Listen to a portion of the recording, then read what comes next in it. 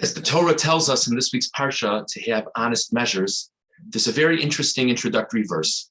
The Pasuk says, Lo sasu avel b'mishpat. Do not do falsehood in judgment.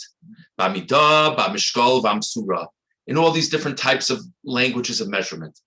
So the first phrase of the Pasuk sounds like we're talking to judges, people who sit on a beis din, that they can't act in a dishonest way. The second part of the Pasuk sounds like we're talking to a businessman. And of course, as we proceed in the next Pasuk, it's all about honesty in business. So we understand why the Torah says we shouldn't act with falsehood, but why does the Torah prohibit falsehood in judgment in this context?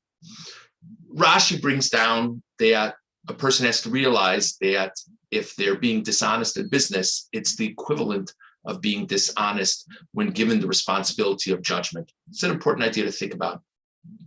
The Meshech Chochmah says a very novel concept. The Meshech Chochmah says, imagine the following scenario. Let's say you're a businessman, and one of the other businesses, one of your customers, was dishonest with you, and they ripped you off a certain amount of money, and now you're selling them something. Now, you're an honest person. You're a good person. And heaven forbid that you would ever be dishonest when you sell something.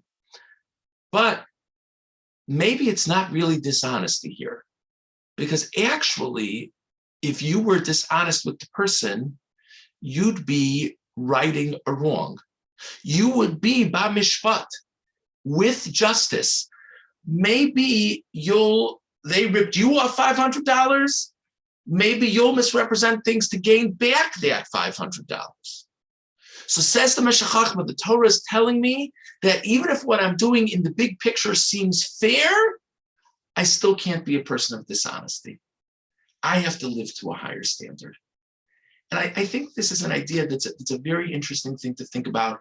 We all have our own challenges. We all have our struggles. And sometimes we have areas that we're actually pretty good at, we're pretty strong at. And they're not struggles for us.